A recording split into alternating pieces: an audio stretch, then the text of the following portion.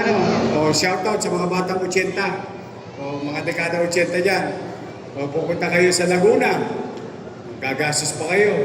O dahil doon na kayo mag-birthday. Kasi pati birthday, pinagagamit ko ngayon.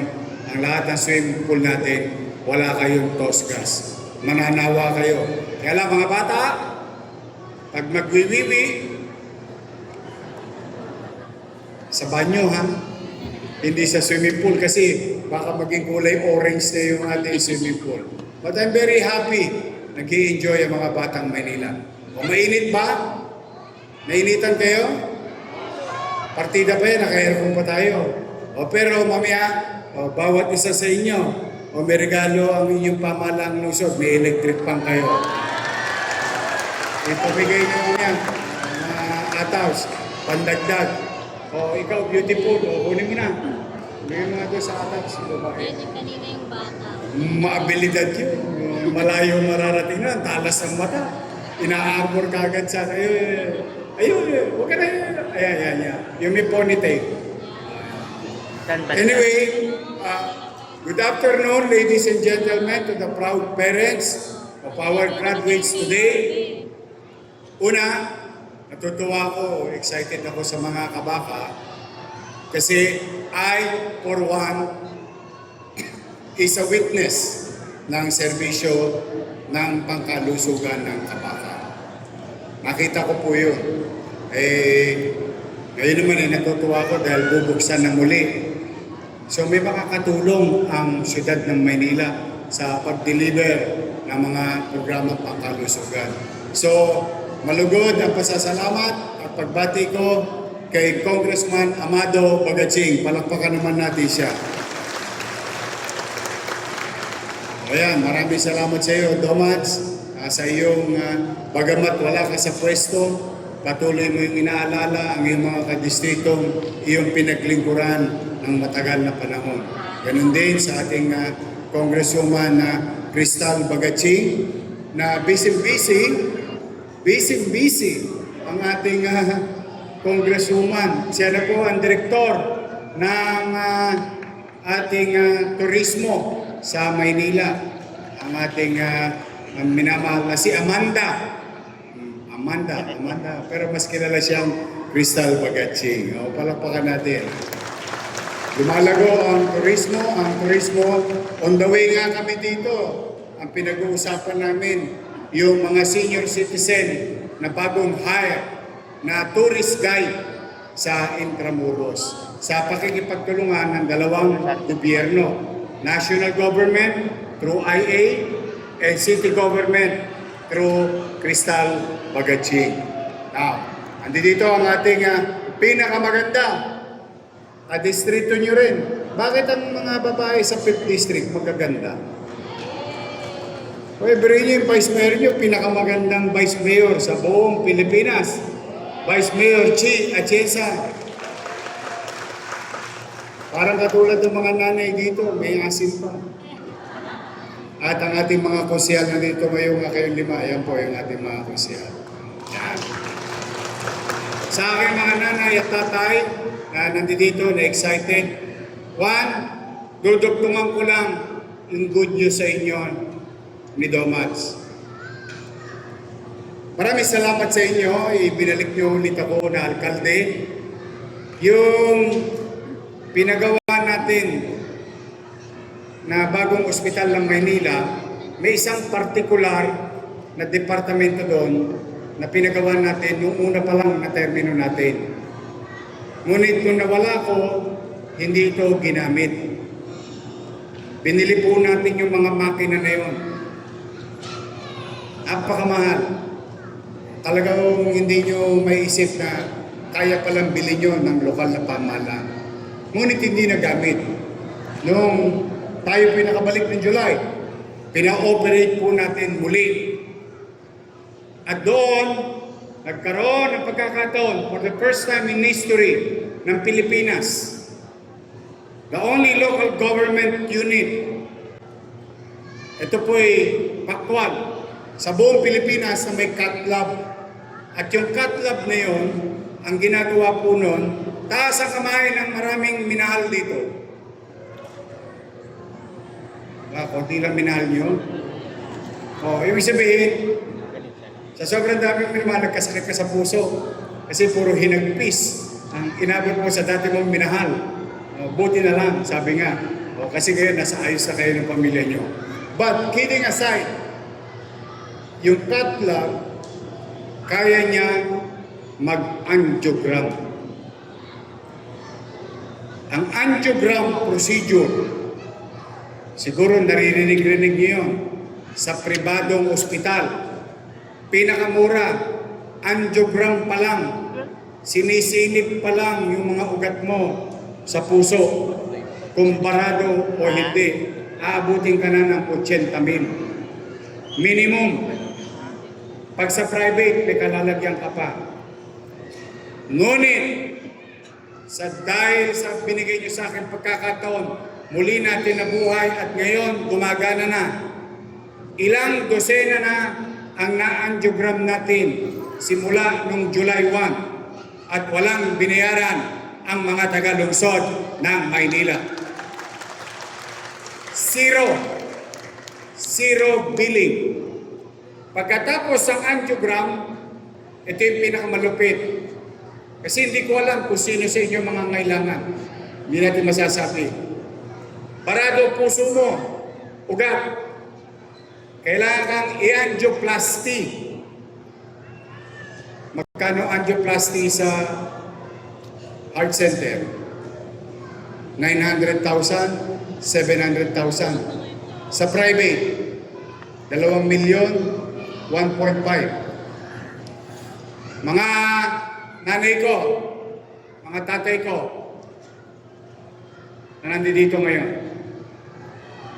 nais kong ipapatid sa inyo, noong nakaraang linggo, sa kasagsagan ng krisis, ang inyong ospital ng Maynila at ang siyudad ng Maynila ay successfully conducted the first 2 patient of angioplasty. And they are successful. Yung angioplasty po ay may inilalagay na barbula o goma o bakal sa mga ugat na barado sa puso ng tao o sa ugat papunta sa puso. At ang isang operasyon nito umabot ng 900,000 ang bawat isang pasyente. At malugod ko pong ipaalam sa inyo, walang binayaran yung 2 pasyente na yon sa ospital ng Maynila. Maaaring hindi nyo kailanganin, good for you. You're healthy. Pero if umabot sa sitwasyon na inyong nanay, inyong tatay, mga lolo't lola natin, o kayo man, at least meron kayong option. 3 na ang option nyo. Dati 2 lang. Private hospital, at maganda kayo ng milyon-milyon, or heart center. Maganda rin kayo ng dang-dang libo. Ngunit, ngayon meron na kayo isang option. Ang ospital ng Maynila, walang tosgas para sa inyo. Kahit tayo'y gipit, nagsubi ako noong July pa lang, worth 25 million pesos. Walang gagawin yon, kundi bumili lang ng goma. Bumili lang ng mas kilala sa scientific word, stent, para sa ating possible na pasyente. Yan ang bagong inobasyon ng ating bagong ospital ng Maynila. Tapos, sa 16, yung tulong sa atin ng Malacanang ay i-implement na sa lungsod ng Maynila para sa ating mga manggagawa. So tuloy-tuloy lamang po tayo. Nasabi na ni Amado kanina sa maliit nating kaparaanan kung paano maibsan or to cushion the socio-economic impact nitong krisis na ito sa buhay ng pamilyang Manileño. Hindi po tayo titigil. Maghahanap at maghanap tayo ng paraan. Makakaraos din tayo. Malalagpasan natin to. Nakalagpas nga tayo ng pandemya. Totoo ba ng pandemya? walang nagutom sa Maynila? Mas matindi yun. Kasi wala ka ng chicha, delikado pa ang kalusugan mo. Dito, wala ka lang machicha, pero panatag ka, walang threat sa kalusugan ng tao. Kaya, mas magaang ito. Mahirap, pero mas magaang ito. Mas madaling iraos, mas madaling itawid. Kaya po, pumanatag kayo. Ang inyong pamahalang lungsod ay gagawa ng mga kaparaanan kung saan maramdaman ninyo na may gobyerno sa lungsod ng Maynila. Now, another good news, pero hindi naaabutan ng mga anak ninyo. As you all know, we've launched Your Milk. Ito'y gatas to address stunting in the city of Manila and sa data ng DOH sa buong bansa. And we put this kind of program kung saan para sa mga daycare natin magkaroon ng gatas 3 days a week, fresh milk. And this, Your Milk, na pinuprovide natin sa mga anak ninyo at apo ninyo, is now going to be, sino ba sa inyo mag-grade 1 na? Ay kinder, next year, kinder. Ayan. O kayo, tatamaan nyo na to. Kasi, nagsimula tayo sa daycare na pinatatakbo ng MDSW. 21,000 in 90 days uminom ng gatas. Now, by June, lalawig na yung programang Your Milk. Hindi na to sa daycare, papasok na tayo sa main school. Kinder and grade 1. May gatas ang mga bata sa lungsod ng Maynila. From 21,000 to 62,000 students of the city of Manila will be served ng Your Milk to address stunting or nutrition ng ating mga bata sa lungsod ng Maynila. So malamang ay makikinabang dyan yung anak nyo sa darating na pasukan. Pero another good news para sa Kabaka Daycare Center, next school year, kasama na kayo sa Your Milk, ang Kabaka Daycare Center. So kung meron pa kayo isang anak, or susunod, doon man lang, makatipid kayo ng gastusin para sa nutrisyon ng inyong anak.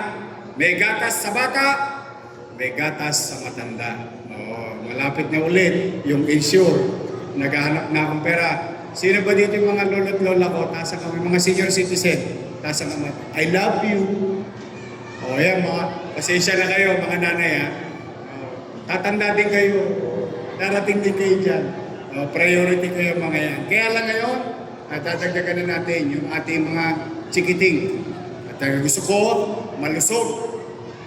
Matibayan mo to, masigla yung inyong mga anak at mga apo. So sa inyo lahat, mga nanay, palakpakan nyo naman ang sarili ninyo. Mga tatay, palakpakan naman ninyo ang inyong mga tatay. Mga bata, taas ang kamay. Mga bata, taas ang kamay. Sabihin nyo, sabay-sabay ha. Sabihin nyo kay Lolo Yorme. May sasabihin si Lolo Yorme. Susundan ninyo ako ha. Tingnan natin. Hi! Hello! Ayan, nakikinig. Ito, sasabihin ko. Mami! Mahina. Lakasan natin. Mami! Daddy! Mama! Papa! I love you. Kiss kayo mami at daddy ninyo. Tawa sila agad. Yan.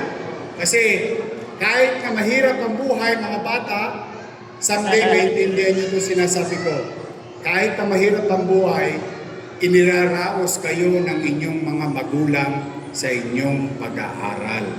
Kaya dapat, mga bata, mag-aaral ba kayo ng mabuti? Pag nag-aral kayong mabuti, si Yorme hindi na matutulog. Maghahanap ako ng resources. Maayos lang ang mga eskwelahan natin. Magkaroon lang kayo ng magandang kinabukasan tungo sa ito. Pipilitin ko maging bahagi ng pangarap ng inyong nanay, ng inyong tatay, na mairaos ang inyong pag-aaral.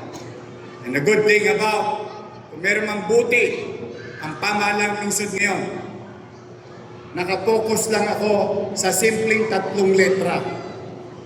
M, B, N. Ito lang. Minimum basic needs. Ano yan? Housing, education, healthcare, and jobs. Yun lang. Doon tayo mamumuhunan.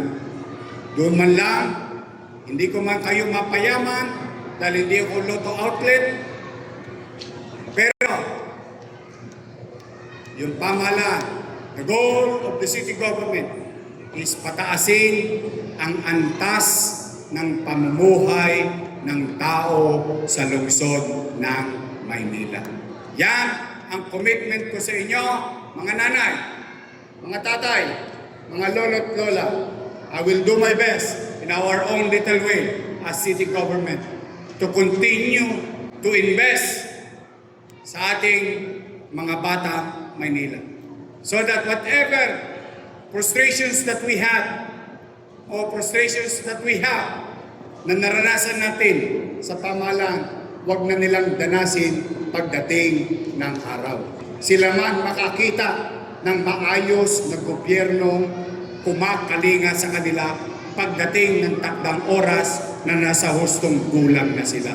So muli, to the proud parents, family, congratulations to each and every one of you. Isa na lang ang request ko, malakas na palakpak. Yung mga volunteer natin sa Kabaka, palakpakan natin sila. Tayo naman kayo. O sabay-sabay. Thank you. Isa pang malutong na thank you. Thank you for your service, your initiative, and dedication to help the city government to do such noble activities and programs for our community. Thank you. So mag-iingat kayo, mga lolo't lola ko. Inom kayo maraming tubig ha. Sa Maynila, pahabaan na ng buhay ang mga matatanda. May cake, may allowance, may gatas. O tapos, yung ating health center, pinalalakas ko yung mga basic maintenance. Para lang ganun maging malusog kayo. Mag-iingat kayo sa mga batang Maynila, sa inyong lahat, ngayong hapon ito. Huwag kayong mawawala ng pag-asa. May awa ang Diyos. May awa ang Diyos. Makakaraos tayo. Makakatawid tayo. At pagpalain nawa kayo ng buong may kapal. Manila!